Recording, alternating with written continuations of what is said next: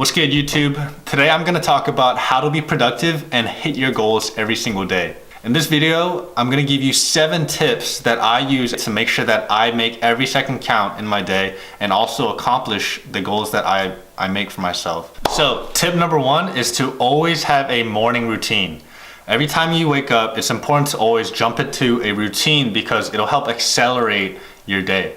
So think of it like a Mario Kart game. You know how like they have the accelerator pedals, the accelerator pathways? A morning routine will really jumpstart your morning and also get you in a good mood because of the fact that you accomplish something in the day. So naturally your body, your mind is thinking, oh, okay, I got this, and this done in the morning. Now let's get more done. So I put it on the board, productivity tips. 1, have a morning routine. Examples can be stretch as soon as you wake up. Stretching really starts your body right because it releases these feel-good hormones throughout your body. You drink water to really energize yourself and to activate your muscles and your mind and to replenish the dehydrated cells throughout your body, right? And then you want to write 5 things you're grateful for because of the fact that, this applies to really helping you put things into perspective and to feel better about yourself, feel better about life before you jump into the rush of things. Tip number 2 might be a little bit surprising because it's not recommended by a lot of people, but I always try to keep negativity away. So one of my biggest things is no negativity, right? So you don't want to surround yourself in that negative energy because it'll bring you down. And there's scientific reasoning behind it. Rick Hansen, a neuropsychologist and a New York Times bestseller author, actually writes about this by being in a aura of negative energy, by having an environment of negative energy, whether that be news, whether that be people, whether that be just like whatever you're reading, right? If it's something negative, it really changes the way your mind thinks and even your body too. So by surrounding yourself in that negative energy and that negative aura, your body and your mind really kind of shift and regulate toward that negative emotion, that negative feeling, and negative experiences eventually. Now, if you're someone who's in a negative state right now, it's not all bad news because there are ways to make a serious change. One of these things is to really take a step back after you experience these negative moments. When you take a step back and put things into perspective, your mind kind of regulates it as something that passes and moves on. If you can kind of adjust to have that mindset where this negative moment, it will be temporary and won't be permanent, then you might be able to adjust to that and feel a lot better. Another thing that personally helped me when I was going through a negative time was going out to exercise. And this goes on to say with the morning routine with stretching, after you exercise and you break a sweat and all that, you release feel-good hormones, and that really jumpstarts your day, really makes you feel refreshed, clears your mind from the negative energy out there, and also allows you to kind of bring in more positivity and just starts your day positively. So make sure you guys exercise. And the last tip is relatable to my first thing I was talking about by waking up with the morning routine, is to have a gratitude journal.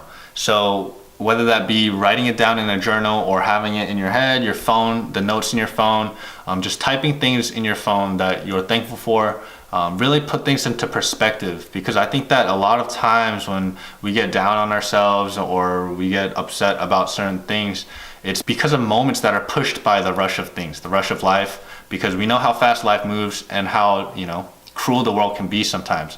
So don't kind of displace yourself away from what's happening around you, and have things that you are thankful for in a safe place where you can kind of look through and just put things back into perspective that you don't have it all that bad right now, right?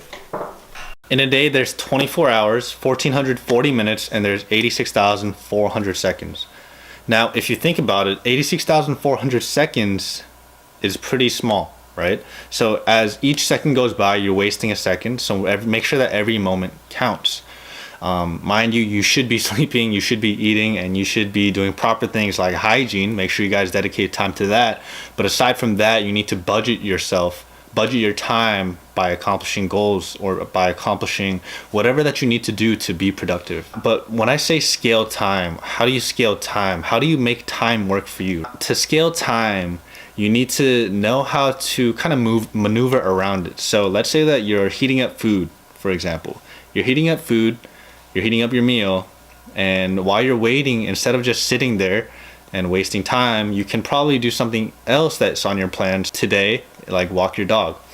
Or let's say that you're driving to the gym, you can make that important phone call to the person that you care about. So guys, to really put things into perspective, I want to read an analogy for you guys that really stuck to my heart and I think will stick to you guys. So, here we go. Imagine there's a bank account that credits your account each morning with $86,400. It carries over no balance from day to day. Every evening, the bank deletes whatever part of the balance you failed to use during the day. Now, what would you do? You would draw out every cent, right? Now, each of us has a bank. Its name is time. And every morning, it credits you with 86,400 seconds. Every night, it writes off as lost whatever of this you have failed to invest to a good purpose. It carries no balance. It allows no overdraft. And each day, it opens a new account for you. Each night, it burns the remains of the day. Now, if you fail to use the day's deposits, the loss is yours. There is no drawing against tomorrow. You must live in the present on today's deposits. Now, invest it so as to get from it the utmost in health, happiness, and success. The clock is running. Make the most of it, right? So if you guys want to think about it, the analogy between time and money really puts things into perspective because it makes time tangible to you. So every second that's wasted is pretty much a dollar being taken out of your hand and given to the trash. So if you guys think about that, right, how much of your time, how much of your seconds are being spent on something that's not going to bring you up, something that makes you more sad, something that makes you more depressed, something that brings negative energy into your life, something that is, not productive and making you waste time, right? Instead of doing that, spend your seconds on valuable things that can really help you become a better person. Whether that be doing something productive, whether that be doing something that makes you happier, makes you, more accomplished or more successful, or, just being a better person in general, something that's really upbuilding, right? That's kind of where you want to invest your time into. Anything that makes you a better person than you are the second before is seconds spent well and money not wasted. So keep that in mind, guys. Guys, the fourth tip to being productive is to put your phone away. I actually have my phone on a silent mode 24/7. And what this does, it kind of takes a distraction away from my life. Listen, everything on your phone, whether it be a call, a text, a social media message, or whatever, an alert, it's probably not urgent. And if you think about it, how much of that is coming from a critical situation? Now, for extreme cases, like somebody's calling you like they're bleeding to death, or something like they're in danger, they're about to get, hurt by somebody, they're getting chased by some thief. Maybe you should keep your phone by your side, but keep it on silent and check it from time to time, but not often.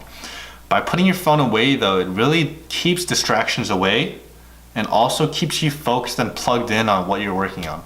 So for me personally, when I'm working on things for my business and helping my own clients accomplish what they want out of their own business, I really get tuned in to my work and my craft.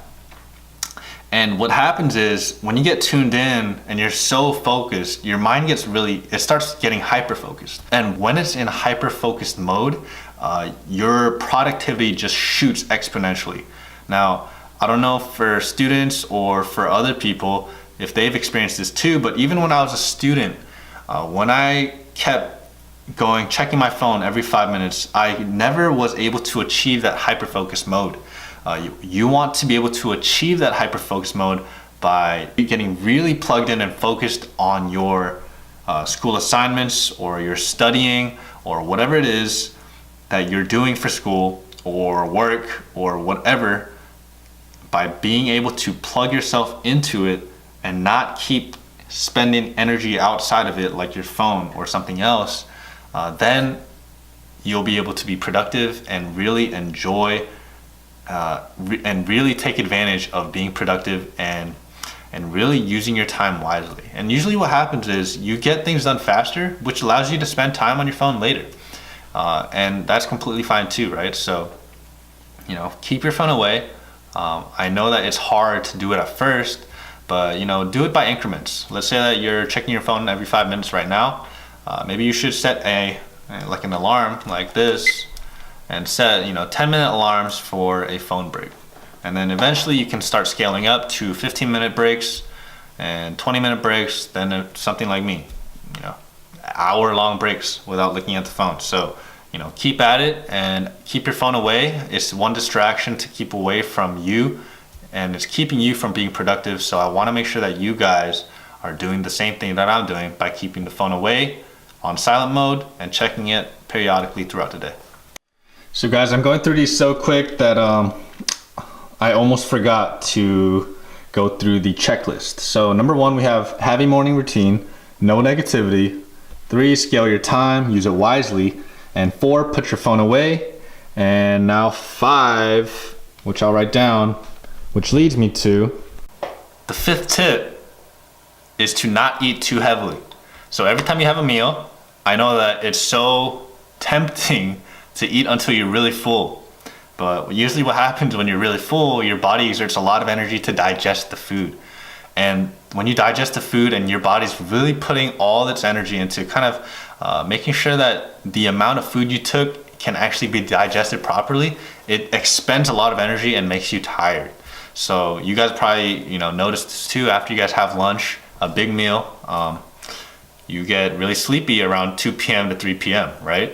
So what I changed is every meal I only eat until I'm 50 to 75% full. But I make sure that I get enough nutrients by getting more than 3 meals a day. So I probably have like 5 meals a day, but I eat like 50 to 75% full.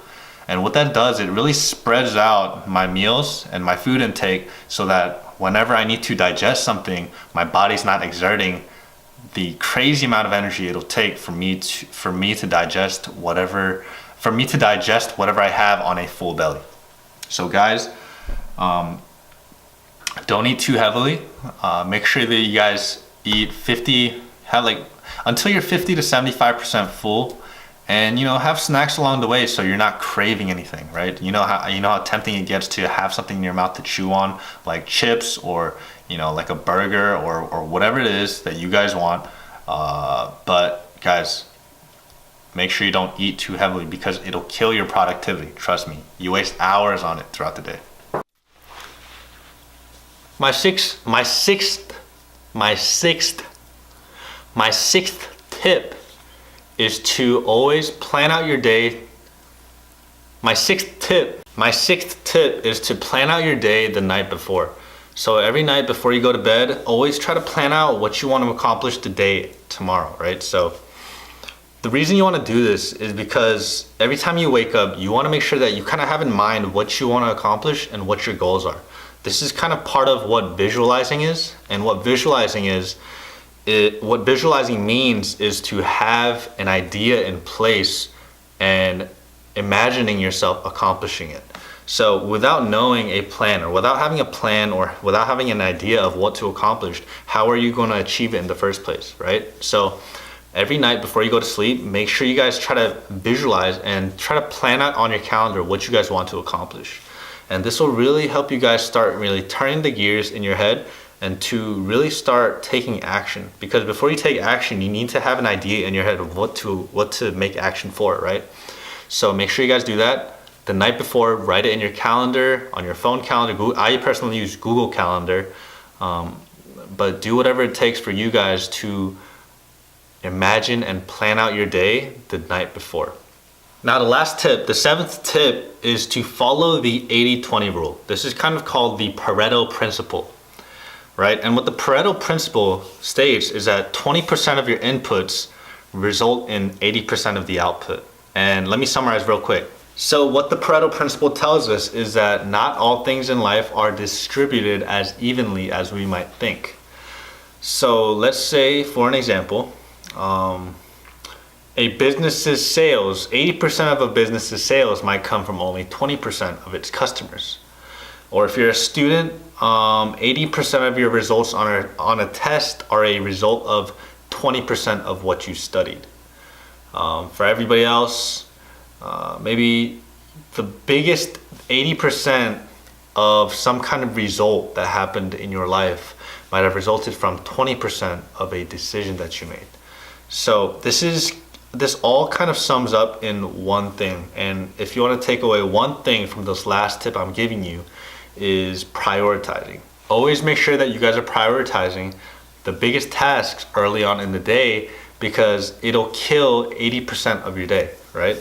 Or like 80% of what you want to accomplish. It helps you realize that you can get the biggest result by putting your effort into 20% of something instead of worrying about the 80% that doesn't really add up to anything later. So make sure that you guys prioritize on the things that really matter and the things that will really move you forward and closer to your goals, instead of worrying about the little things that really won't make much effect at all. So really what I start to think about is to really start thinking about the amount of effect that I can make with this amount of input. How can I make the biggest effect, and how can I take the biggest leap towards my goal by putting in the least amount of input? Because energy, we don't have an unlimited amount of energy, right? So we want to make sure that we prioritize our energy on things that will make the biggest impact, or that will lead us closest to our goals. So make sure that you guys consider this every time you guys are thinking about being productive and always trying to move forward in your life. And I think that if everybody were able to prioritize and put in the most focus into the 20% of inputs that'll result in the 80% of outputs in their lives, then I think that it'll be really helpful in terms of getting you towards your goal. And I think that if everybody were to do this in the world would run as a better place. It wouldn't be as lazy, and it would be the most productive and also the most accomplished, and everybody will be so much more happier that they're so much more productive. And yeah, I mean, I'm working on it. I know that, you know, if you guys are watching this video too, then you guys should probably be working on it also. But yeah, that's my point of view on the 80-20 principle, the 80-20 rule, the Pareto principle. Make sure you guys put this to use. It's gonna take steps. It's gonna take a couple days to get used to, but make sure you guys keep being consistent with it, and we'll all be mastering this 80-20 rule and all be productive as we can be. So yeah. So guys, just a quick rundown, just a quick summary of the productivity tips. The 7 things that I do to try to stay productive as I can be is 1, have a morning routine. 2, keep negativity out of my life. 3, scale your time. 4, put your phone away. 5, eat until you're 50 to 75% full per meal. And 6, plan tomorrow the night before. And 7, the 80-20 rule that we just talked about, the Pareto principle. So yeah, make sure you guys try to put these things into action, because taking action is really what matters in terms of growing yourself, rather than passive learning and just listening, right? So I know that it's going to be a process, and I know that everybody wants to get somewhere in their life. I know that there are goals to be met, but it all takes action. There's a saying, massive action equals massive results. I know that was a lot to digest and a lot to handle, but I hope that whatever I said, anything I said really helps you guys.